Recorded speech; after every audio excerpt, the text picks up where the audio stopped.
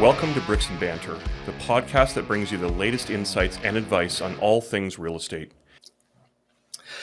Good day, everybody. It's the Bricks and Banter podcast. I am the host with my co-host Dylan Cherry, myself, Scott Roy, and we have a great guest in here today, Amanda Bradshaw, and she is our career development and recruitment officer within Remax Jazz. Welcome, Amanda. Thank you so much. Thanks for having me. It's a pleasure. Dylan, did you want to, how are things going for you? Well, today's a Friday, right? You know, we seem to usually do these when it feels like a Friday. Yeah. It's nice that it actually is, and we can have a nice cold beverage here that we've got from Brock Street Brewery. Yes. So that'll be nice. Amanda, do you want to maybe take a pick here? I mean, I was told there was beer involved. Yeah. Well, that's probably the only reason you came, right? So yeah, let's have one of these. So we have 3 beers and 3 guests. What are the chances that we're going to grab the same one here? Or we're all going to go for something different? I've got my the closest one here to me, but all right, we'll let our guest pick first then. Go for it. Well, if we're doing the closest rule. All right. Yeah. Thank you so much. So Dylan, go ahead, fire away. What do you got there, my friend? This one here is the Brock Street Blonde. Okay. I actually haven't had this one from Brock Street before, so I'm excited to try it. Okay. What do you have over there? I have the vodka citrus water from Brock Street. It looks nice. Delicious. And that leaves the old guy here with the banana ice pop. The old guy with the banana pop. Banana ice pop. Careful. There is a joke in there somewhere. Yeah. There's a lot of jokes in there. So premium vodka beverage. So this one's going to be interesting. This sounds like a nice summer drink. Yeah, so those are both, I thought they were actually all beers, to be honest with you. So this is interesting. So a neat thing about Brock Street when I was there, they do a small batch gin and vodka.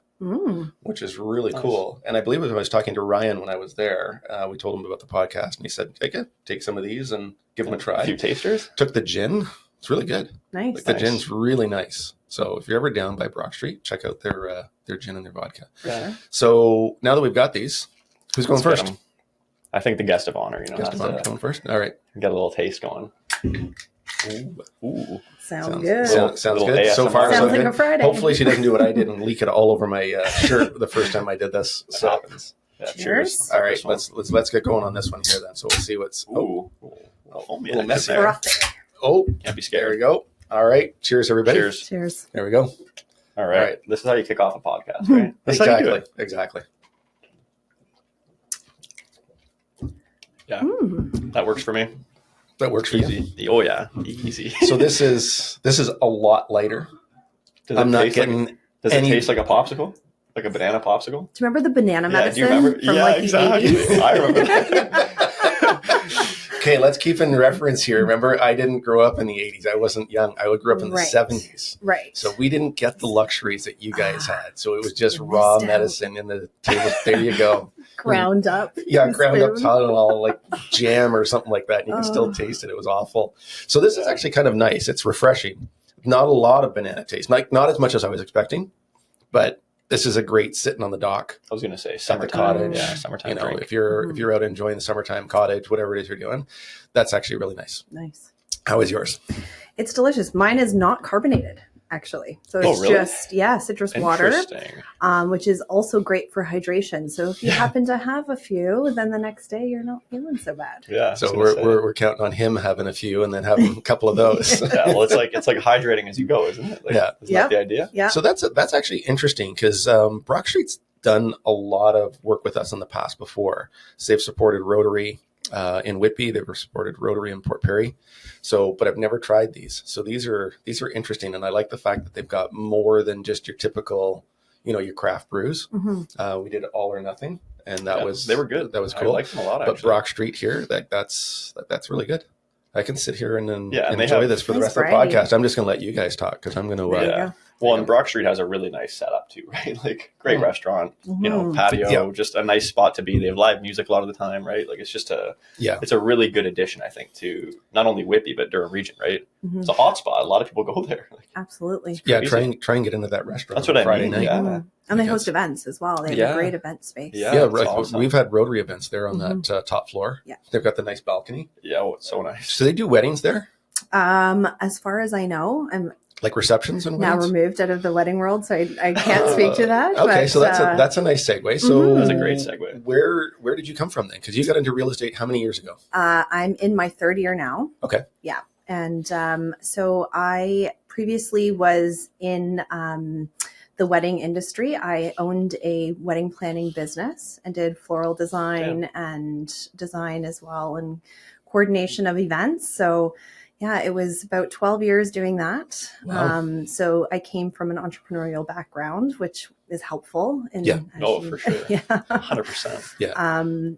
And yeah, prior to that, I was in marketing for actually the Toronto Star newspaper. Oh, Toronto Star. Mm-hmm. Really? Like down on Young Street, right at the heart of. Wow. Yeah. Number 1 Young Street. Number 1 Young. Yes. Wow, that's pretty cool. How many times did you go to St. John? What was the boat that was down there at the foot of? Oh, the seafood boat? Yes. Yeah, once. Once? Yeah. Okay, is that a once and it was great and I'll never do it again off the bucket list, or once and I'm never going back again? A little bit of column A. Yeah. I've never even heard of this place. What was it called? I forget that one. Oh my God. I want to say it was John something, it's or Captain. Captain John's or something like that. Yeah, something like that. You know, someone's going to listen to this podcast and correct us, and they're going to know exactly what it was. Red Yeah. and white boat right beside the Hilton, the bottom of Yonge Street. Yep. So Yeah. So it's obviously not there anymore. It's gone. did it sink or did they take it away? That's a great question. We should look into that. That's amazing. Did it sink or did it just go away? Did it just float? Just disappeared. Float off in the sunset. So that's pretty cool then. So you had a pretty unique set of skills coming into real estate. Yes. When I was at the Toronto Star, I wanted to do my own business and start my own business. And at that time I was looking at both weddings and real estate, and I picked one path and went that way and built a great business and had a lot of fun and met some amazing people. And luckily in 2019, I decided that the events were part of me was done, and I felt satisfied with that. And I wanted something new to try. So just thinking here, timing wise, right? That couldn't have been better. It could not. Yeah. Like you, it's almost like you knew it was coming or something, right? Like that's wild. But that like I always like to say things happen for a reason. Like I really do believe that in how my life has transpired over the years. But that just feels like it was almost like you were slowly, like you knew you were interested in real estate. Maybe you took a different route, but you were kind of always slowly heading that way. And then for some reason you took the jump, and obviously it paid off massively, right? Yeah. Because I can only imagine, like I'm sure you thought a lot about what it would have been like to still be in the wedding business, like throughout COVID times, and it was wild. times. It was wild for small businesses, as everyone knows. Yeah. But the event industry, small business especially, really suffered. So it was December 2019 was my last wedding, and that's crazy. December 2019. December 2019 in the Distillery District. Nice. It's a really nice area in Toronto. Love those venues. Yeah. And went to the Christmas market after to celebrate the end of that era for me. And it was great. So sorry, I have a burning, not really a burning question, but I'm just thinking, like, what was it? Like, was there something that, like, did you just take a jump one day? Did something change, or like what made you kind of make that jump over to real estate? That's a great question. I think I really, really loved what I was doing, and then I didn't. Okay. Yeah. And bad experience, or just it took a toll over time? I just felt like I had reached beyond, I surpassed the goals that I had put for myself in that industry. I really wanted to grow. I really wanted to learn. I always love learning and reading and getting as much knowledge as I can. Real estate has always been on the horizon for me. It was just a matter of timing. So, awesome. Yeah. Oh, cool. So you didn't come to Remax Jazz as the career development or recruitment officer. Have I got those right? Career development and recruitment? Yes, director of career development. Director, is that the manager, the badge that's on the front of that's the badge on the door? Yeah. Yes. Very cool. Official. So did you come into Remax Jazz as was that your aspiration to be that role? Because most people, when they come into real estate, have this thing, they're entrepreneurial. I'm coming in, I'm going to make tons of money. And then they realize how hard it is. And, this is not an easy gig to do. So did you come in as an agent and then move into the recruitment or development area, or did you? Yes. So began as an agent, really started to build my business in the real estate realm. Yeah. And then chatted with Dave, an opportunity to help out in the recruitment side. I had done a lot of hiring in my past careers. I had done a lot of recruitment, very familiar with that. And we collaborated together as to what that would look like for Jazz. And it's been great, actually. Good. Great. Yeah. Good. So that developed after.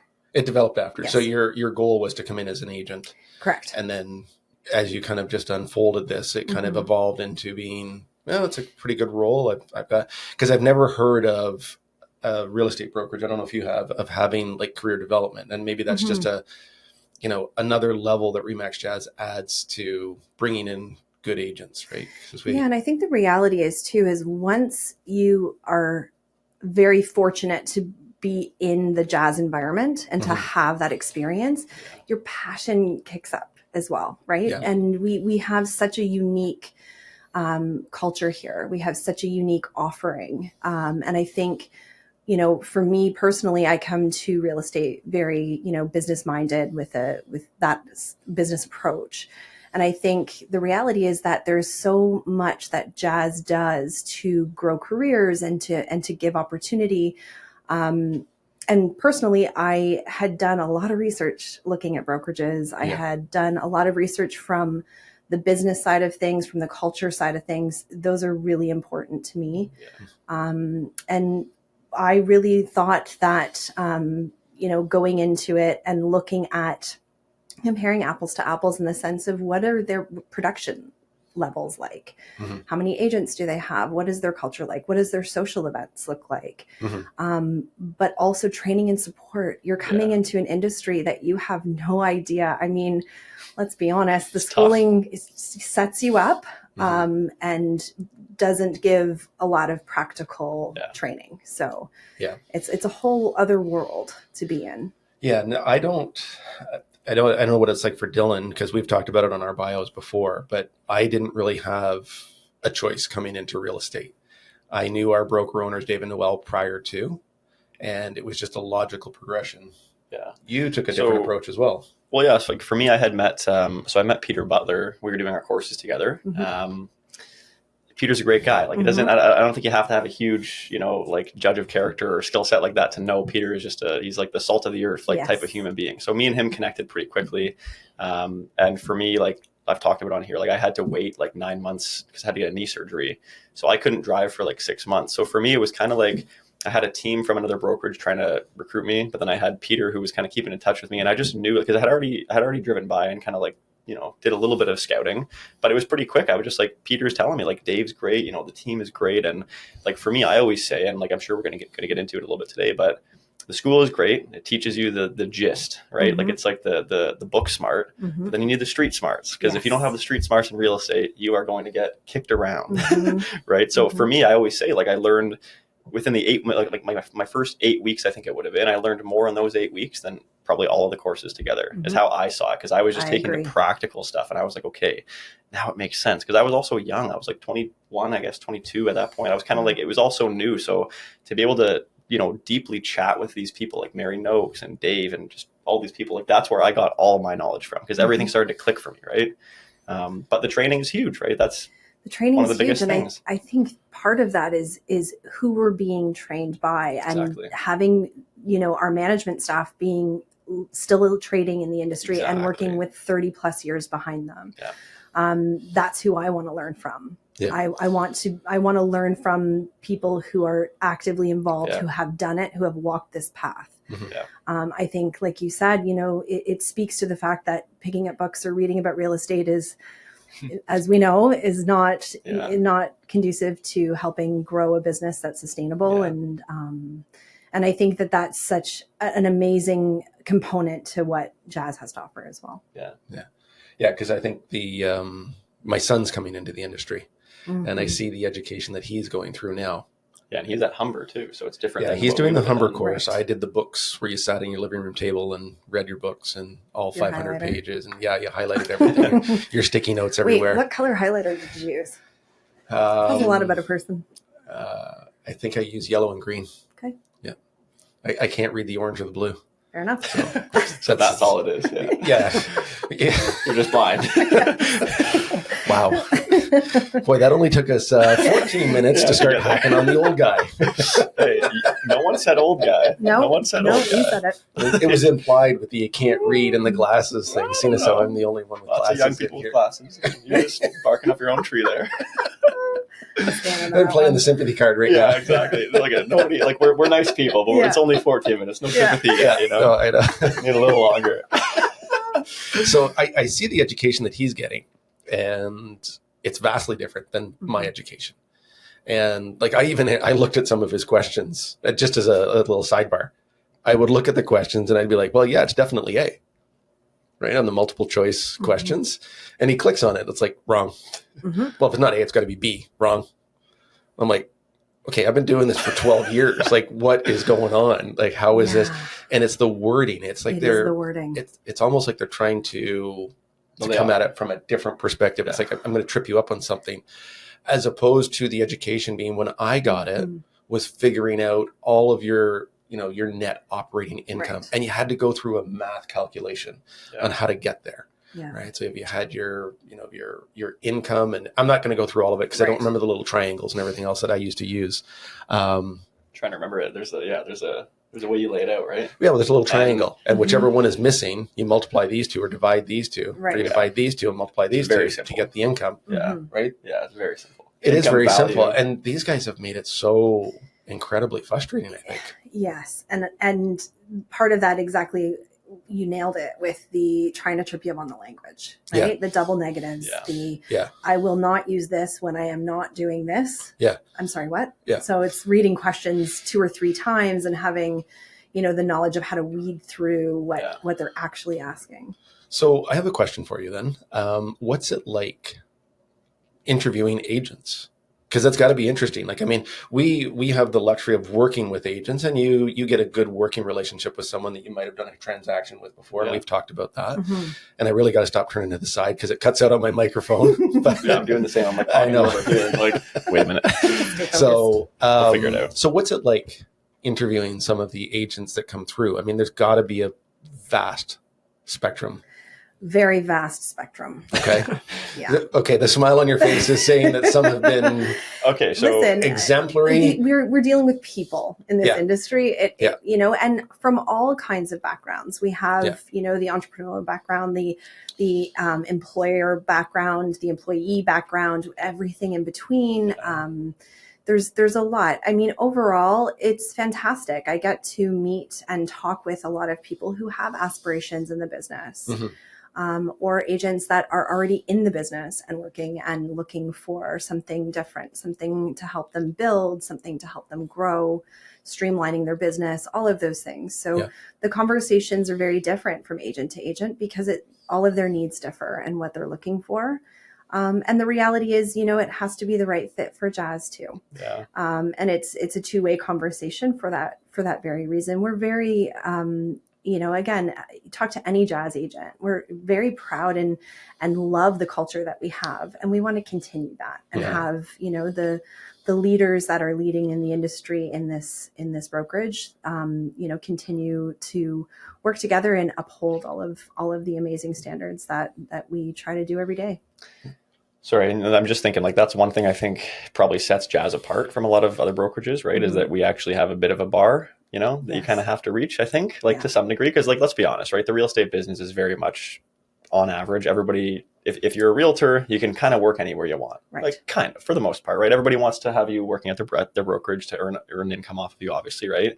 But that's what I always liked about Jazz, too, is it's like, I think that if somebody was in here and they were really not fitting the bill, or they weren't really, like, living up to the, the standards and the ethics and things that, the culture that we have here, I don't think that, like, I'm not going to speak for the staff, but I think that they wouldn't be keeping people around like that for years on end if they weren't contributing, right? Yes. But also I'm just thinking, like, I want to know, like, so in terms of the people you're interviewing, like, how are they coming to you? So is it a lot of people that you're maybe coming across in your own business that you're reaching out to yourself, or is it maybe 50-50 between that and just random agents who are contacting the brokerage? So, I like to do a little bit of digging. Of course, if any agents in the industry that I work with, I feel would be a good fit, I'll have a conversation with them. We'll chat and I'll see where they're at in their career. I also really love chatting with our colleagues here at Jazz and finding out, who are the agents that have stuck out with you doing deals with this year? Who are the ones that have gone above and beyond for their clients? Who are the ones that are upholding what we're about?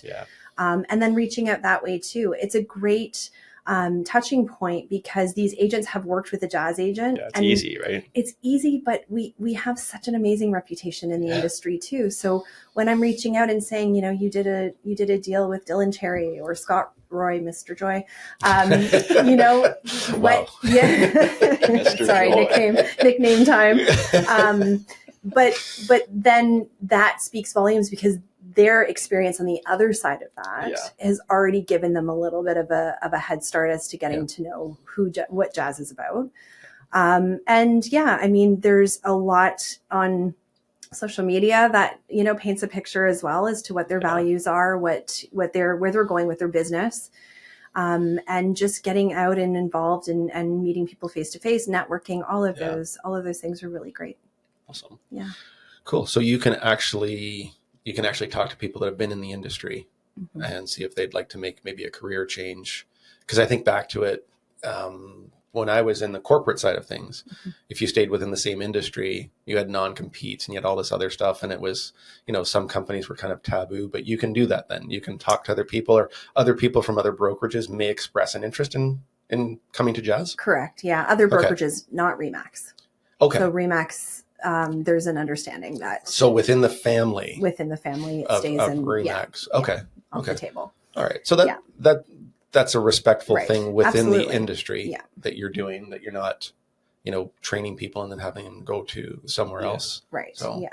And I think, at the end of the day, every brokerage offers different things, and it comes down to what fulfills the need of the agent and what they're looking for. Yeah.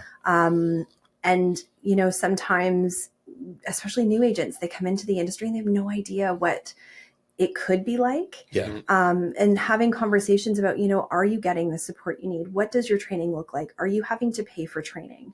Do you have anyone to call at 9:00 on a Sunday when a deal went sideways? Yeah. Who's answering your call? I'm not going to name names, but we all know that we have people on speed dial in this brokerage that all the time. But at all times we have reached out, and that's not just being a new agent, that's seasoned agent. There are so many things that come up. I've asked our manager numerous questions. Yeah. Well, and I was just going to say the manager point. Today, probably. Yeah, just this morning. Yes. Good Lord. How many minutes is it? How many minutes? 22 minutes on that one. Mark that there. 22:15. Every 7 or 8 minutes, we just sing it.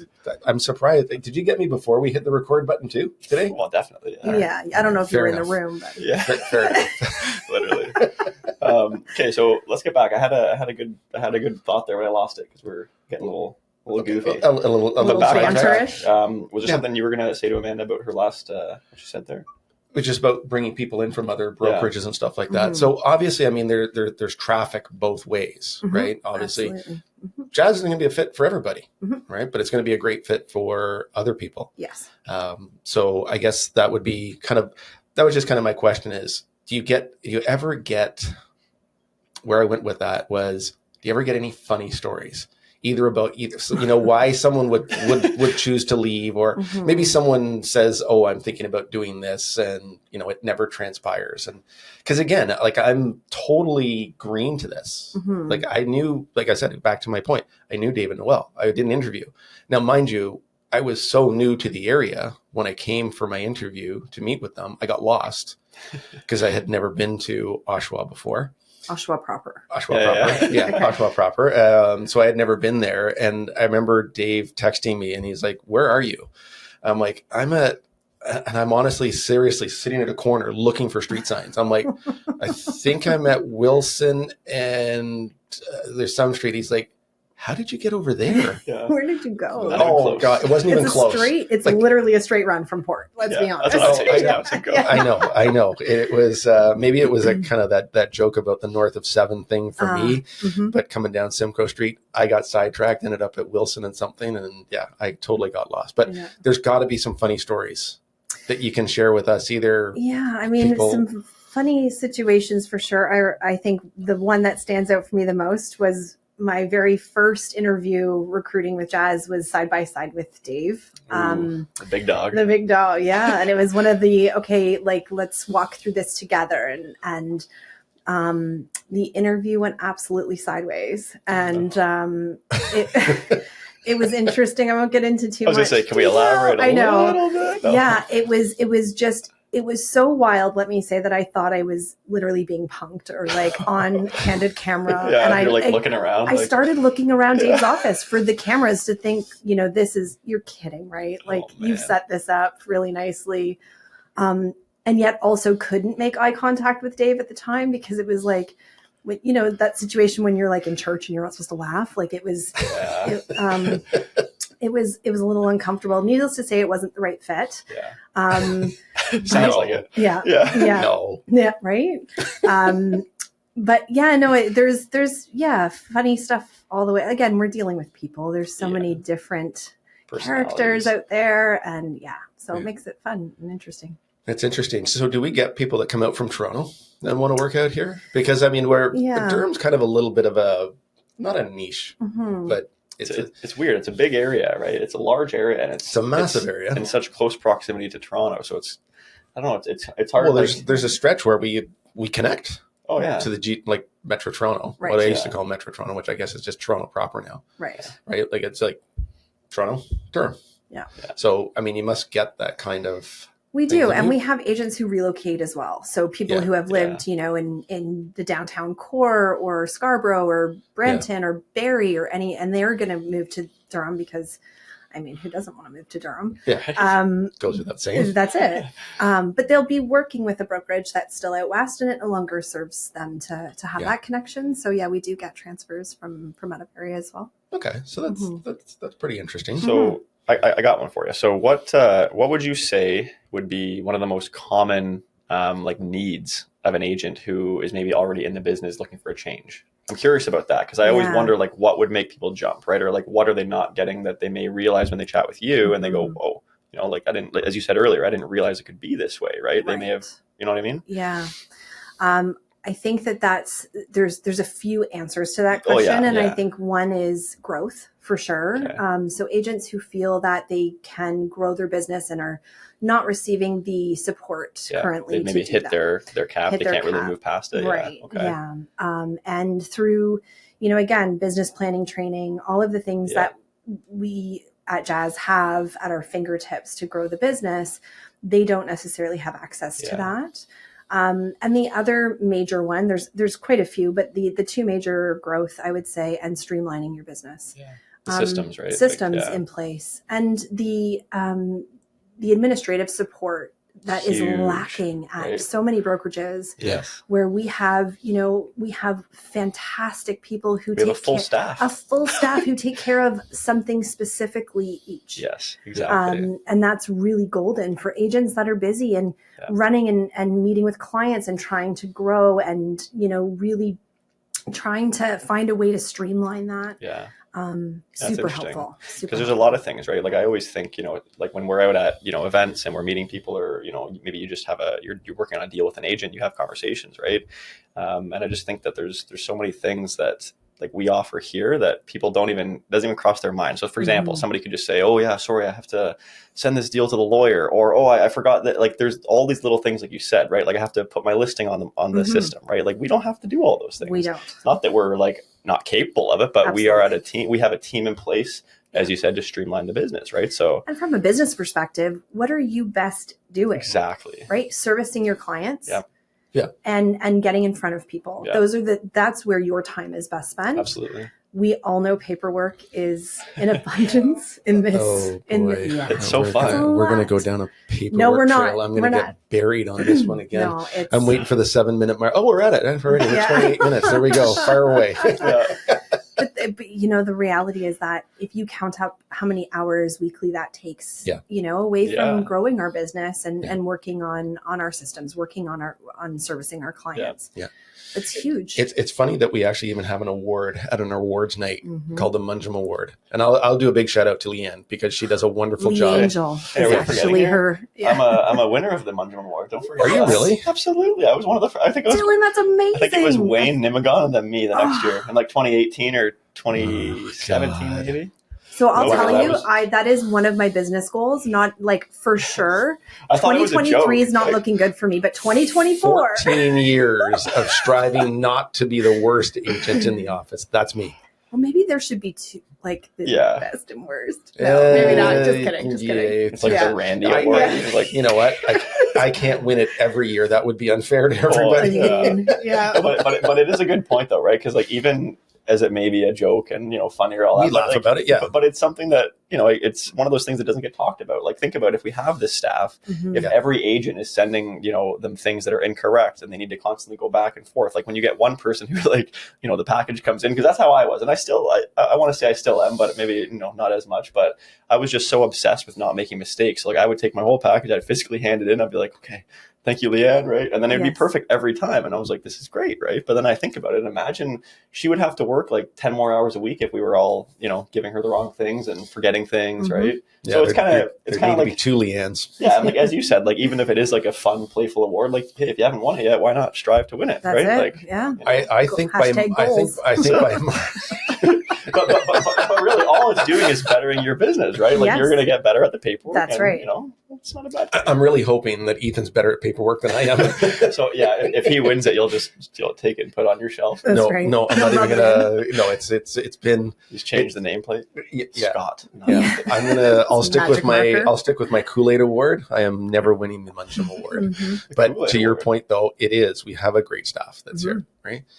Nicole's been here, I think, since day one, and I have no problem doing a shout out to Nicole or Leanne because they keep us on track. They keep us organized. We need to be shouting them out because they're unbelievable at what they do. Yes. Right? Phenomenal. They're amazing. Phenomenal. Right. Phenomenal humans, let's just say that as well. And so incredibly talented at keeping us all in check. Well, because if I was Leanne and I had to deal with me every day, I'd be like, get rid of him. Yeah. Like, honestly. Cheers. Scott's Bring Leanne down for a drink. Scott's got the ethics, but not the paperwork standards. Get him out of here. No, I know. But anyway, it's amazing because there's always people that are cycling in through here. But Leanne and Nicole are one of the constants of, keeping us all in check. Yeah. And I know, honestly, I know what I have to do. I do. But to your point, I'm out with my clients. I'm out selling. I'm out doing stuff. I'm out trying to bring the value add to the clients, which we've always talked about. And there's certain clients that you've done, 2, 3, 4 transactions with, and you forget that you're such good friends with them that you forget all of the other paperwork that needs to go with it, right? It's like, it's not that you don't trust these people, you know these people. So am I filling out every form? No, not really. Should I be? Yeah. Yes, I should be, right? That's what I should be doing. But you just have such a great working relationship. Bring everything back to the office, and then Leanne's right there as being your safety net. I need this, this, this, and this. All right. Next day, it's all done. It's there, right? But if it wasn't for her, then that would languish and it would create all kinds of problems. So yeah, and see the other thing too that I'm just thinking about while we're talking here is like we're talking about the team, right? We're talking about earlier the phone calls we can make at 9 p.m. on a Friday, right? Like think about if we didn't have these staff in place to take care of all these things. Like you think that we could make those calls to our leadership team if they had to take care of all this stuff, right? Like so it's like it's a well-oiled machine, right? Everybody has their role. Everybody we have such like the support of the staff alone, but then on top of that of having this leadership team, like even yourself, like even if I've been in the business longer than you, I will call you if I have a question because you are a part of the leadership team, right? And like that's the beautiful thing about it is that it's the people, like you said, right? It is. And we all have situations that we bring to the table to share and nurture that development of each other. I think, again, that's such a golden thing that we have here is we really are all rooting for each other as well. Yeah. And, just the fact that we can do the podcast. Right. We came up with this idea probably well over a year ago. Yeah. And it was in its first seed, Yeah. A real infancy because, this is something that was on my radar for 2 years in doing this. And the whole idea behind doing it was we do have interesting stories. We do have some insight into the industry that we would like to share with some people. It's the very same as what Noelle said to me when I first started in there. If you relate it to something that's like a kitchen, it's like a restaurant. Take your clients back in and show them the kitchen, right? Show them how the food is prepared. Show them all that other stuff that's going on. When you see that cohesiveness in the kitchen, you understand why the food is so good or why you love coming here, why the atmosphere is really good.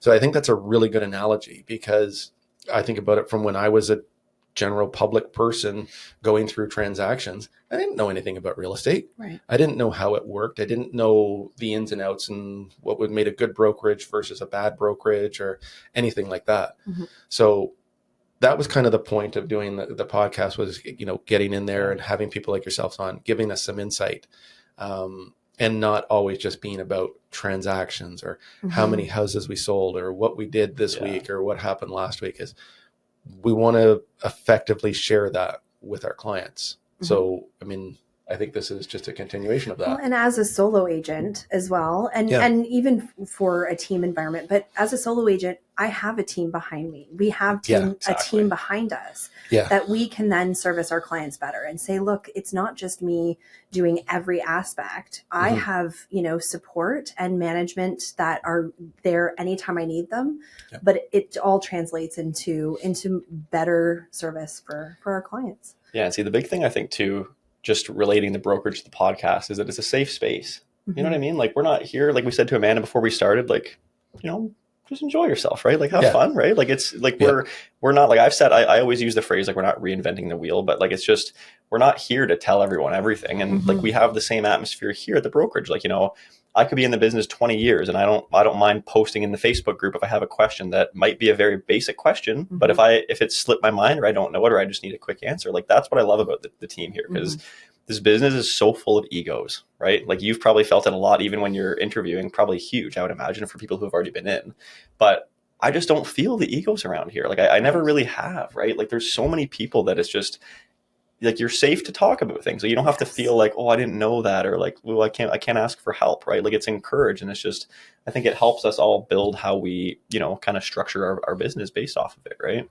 And I think, when you look at what a leader is, Noelle's the first to tell you, leaders are leaders because they're willing to learn. Exactly. And they're willing to grow and help each other. And that's really what we have here. And And I think that's a nice little segue into the fact that we should have Noelle on here in a couple of weeks and just, do more of that peering into the kitchen type of thing and have her talk about some of that leadership. Because obviously it's trickled down to all of us, and probably more specifically it's trickled down to you because you've had a great connection with them.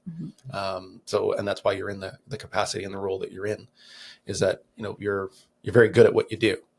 Right. Like, I've seen your stuff out there. I've seen your videos when you're doing a listing and everything else. Like, your stuff is slick. Like, it looks really, really good. Thank you for saying that. Right. Like, and the reason why I chose to do a podcast is because someone stuck a video camera in front of me and I was like, he still is the worst. I'm the worst on video. But if I know that we're just having a conversation, it's a lot more comfortable. Right. Right. I look at yours and you're like, I know when you're doing your walks and you've got your listings and it's polished and it's clean, and it's like, I curse you every time because I'm like, listen, gosh, I wish I could do that. I really wish I could do that. I'll tell you, one of the things that is so helpful for me, just as a side note, is carrying that coffee.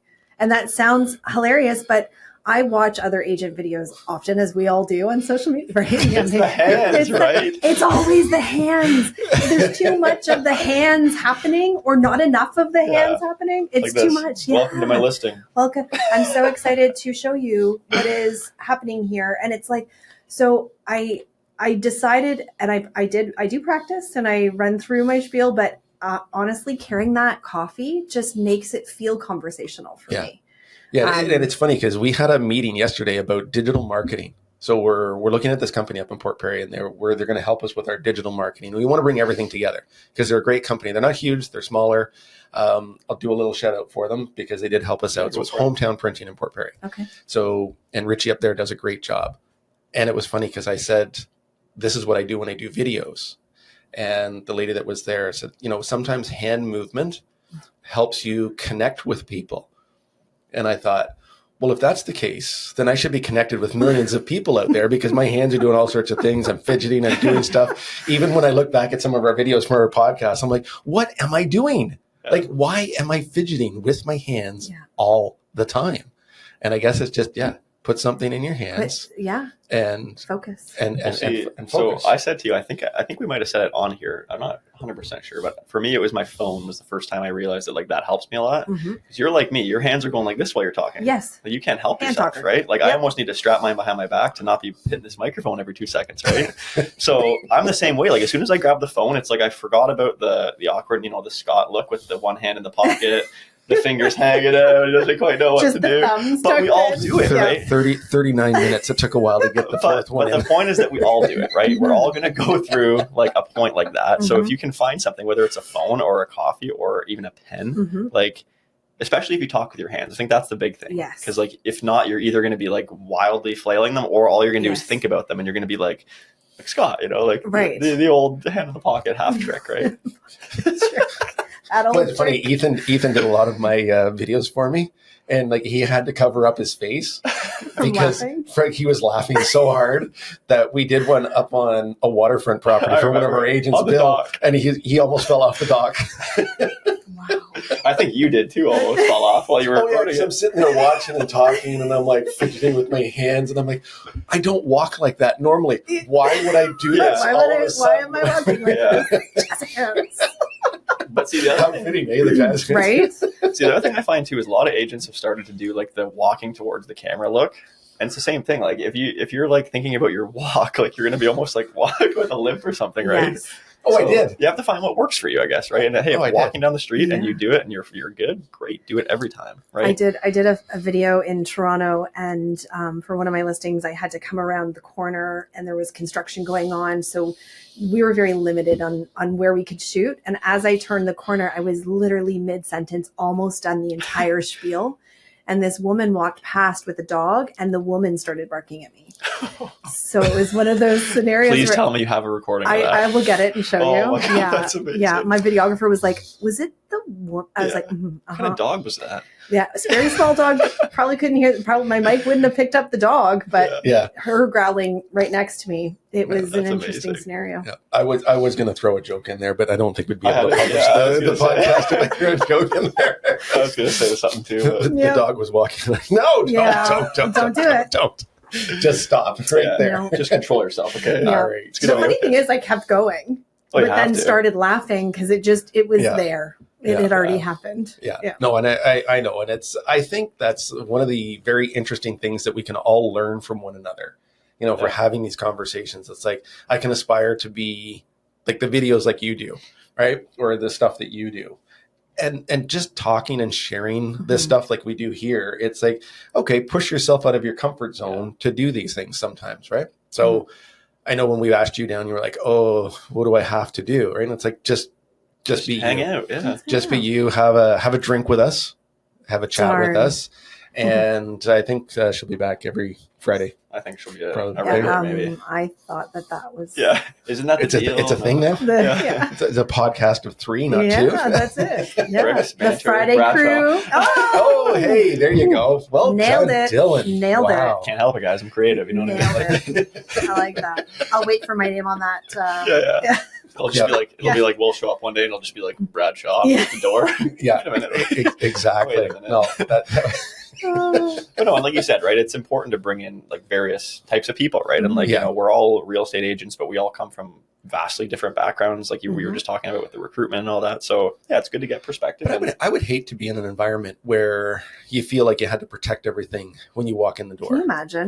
Right? Like just that feeling of, because I didn't come from that environment. You came from that environment where in corporate you worked for a company. Now I understand real estate's different. We're all independent contractors, right? And I get that. And you and I could be talking to the same person about listing their home, right? But I've also, because of the culture that we've created here within Jazz, and it has happened to me before where I've been in a listing appointment and they've said, oh, we're going to be meeting with so-and-so from Remax Jazz. And I was like, great, good agent. They're going to do a great job for you as well. That's the level of respect that we have for one another. And that's been created here. So I think that's a really unique feature. You're not threatened all the time, and it's not, oh, well, they're not going to do a very good job, I can do a better job type of thing, right? No, you've got a very healthy respect. In fact, it almost ups your game because if I know I'm up against Amanda Bradshaw on a listing, I got to bring top level everything. Your A game and your coffee. Yeah, I got to bring my coffee so I can do my videos without shaking all the way down the street and putting my hands in my pockets. See, like the flip side to that too is I've been the same way since day one. Like, and I say that only because like going back to just being younger and not having a lot of life experience, like I didn't even think twice to ever not talk about another agent like that, whether it's a jazz agent or not. Like that's just how I go about it.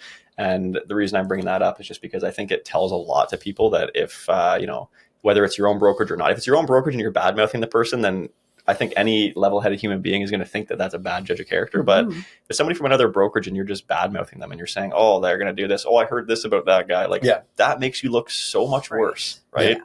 So to me, I think like that culture we have is amazing, but I think it goes further than just within the brokerage, because I know that I operate that way. Obviously, if there's somebody who like completely screwed me over, which there isn't really anybody like that. Like I might say, maybe not the best, but like that's the very bare minimum. Like if you take the high road in this business, like it puts you into such a position of strength, right? Right. Yeah. You got to watch that episode on Modern Family, where he talks about the malpractice lawyer that you're going to need and the therapy that you're going to need if you work with this person. Every time I watch that show and I see him, I just think, my God. Phil Dunphy. Yes. Oh, yeah. It is. So just for the sake of it, so remember back, so for 4 years, I don't know if you ever even saw it, I had my car wrapped, right? 4.5 years, I had my car wrapped with my face on it. Like I was on the side like this, like my eyes were all squinty because the day we did the photos, I couldn't, like they were blind to me, right? But so for so many years, I had like a large group of my friends and like extended, family, whatever, they would all call me Phil. Like they would just go, hey, Phil, like, hey, Dumpy, like because like my face wasn't right on the thing. But you remember there was a season where he had like his face, so he could put the window down, and then his head is right there. Yes. So everybody was like, why didn't you do that? Like, right? But he is such a good character because it's accurate. Like I'm actually watching the show right now again. I've seen it. There's a lot of that is so the writing is so accurate when it's like. Oh yeah, and it just, especially on the real estate side, because like Denise and I'll sit and we'll watch it, and it's be like, oh my God, like I just experienced that today, and it is. See, I find myself probably laughing. Well, I've always liked Phil, even before I was, when I was younger watching the show, before I was in the business. I always thought he was just hilarious, but like since I've been in the real estate business and I'm rewatching that show, I find myself laughing at things that like the average person, if they're with you, they're not going to laugh at it, right? Because they don't register how accurate it is, right? Mm-hmm. Like the one I was just watching there's a Halloween one where he's doing an open house and Claire's trying to scare him. Yes. And like you just think about it, like that would be terrifying. Yes. Like you're in an open house and you're like, it's this huge old house, right? Like it's funny how the way he portrays himself, I'm saying it's so much how I would feel like I would react a lot of the time. Yeah. Right? So it is an interesting thing. So we've appreciated having you on here today. You've got to have some other stories for us, though. You've got to have some funny anecdotal stories for us here, because we're getting close to kind of coming up to, I don't know, what are we at here? We're almost just like casually break it down. So we've talked about your way into the business. We've talked about your journey into the recruitment side as well. Funny stories, like I think she could take that anywhere. Like let's maybe think about like what maybe differences between like being an actual realtor and maybe recruitment. Like, is there one side that you enjoy more? Maybe something like that we could get into. Sure.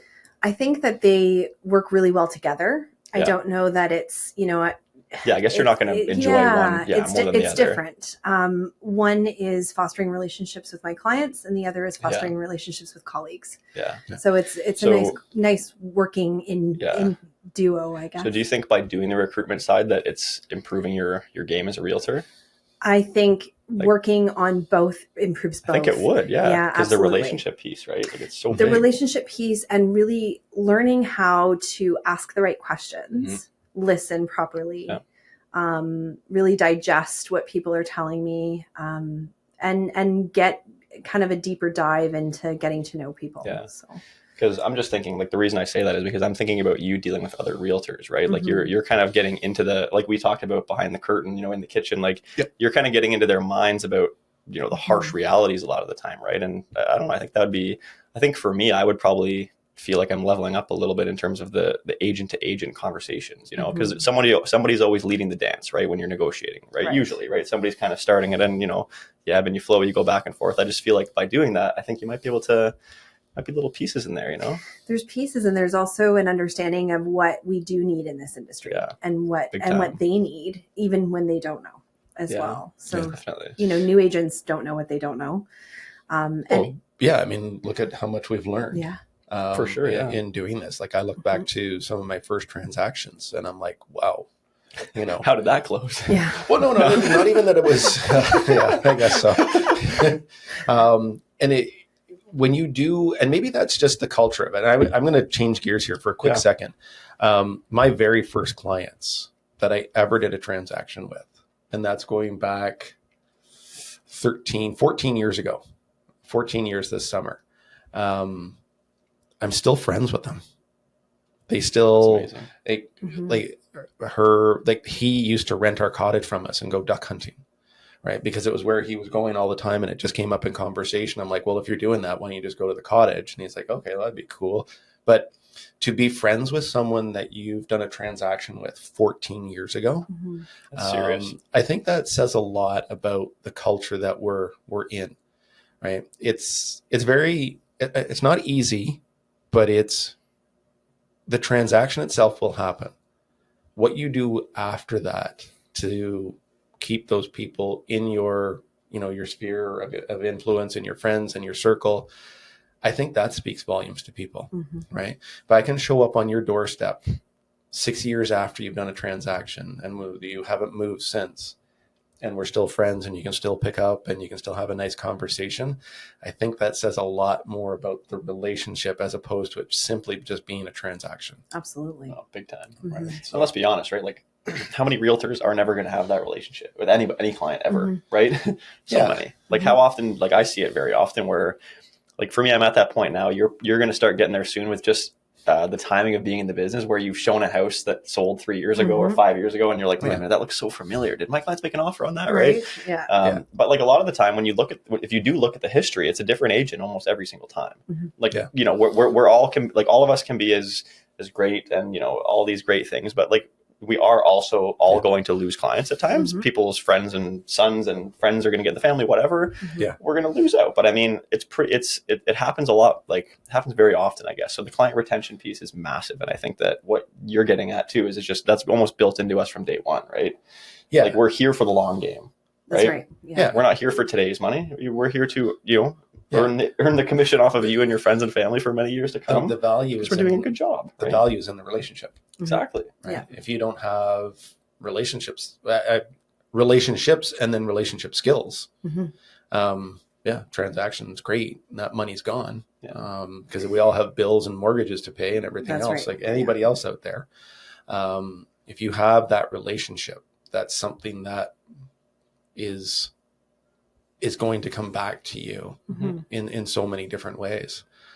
And how amazing is it to be able to stay in connection with people that are, our people, that are people that we really care about. And, going back into my previous business, I got to watch relationships develop and then get married and then that's awesome. Buy their house and, go on the trips and some of them choose to have children, and their children are now getting a lot older and watching their daughter taking horseback riding lessons for the first time, and all of those things. I feel very blessed to be I was a part of a big moment of their lives, and I feel the same way about real estate. It's the same dynamic. Yeah, like I didn't think about it that way. Like I obviously, register the fact that you're a part of all these big life events that are kind of happening at once, but that's insight into like almost like human behavior in that time, right? Like how, what percentage went into having kids immediately, what percentage just went on trips, what bought. Like that's interesting, because I'm sure you probably connect, with moments like that. If you have clients who are maybe going to get married or they're planning to have kids, like you're probably like right off the bat, like you're firing in your head and you're thinking about like, how can I help them? Right. Yes. Because their needs from a very like personal standpoint, right? Or at least you have experience in them. Right. Right. Yeah. Yeah. Because one of my clients, when I first met them, their daughter was 3. So when you think about it now, I saw on Facebook the other day that, she had her license. I was like, crazy. What? It's like, you have your license now? So you see those sorts of things. And when you can actually show up and still talk to those people, to me, again, I know I'm repeating myself. It's important. That's the true value. And I think that's instilled in us right from day one. It's about the relationship.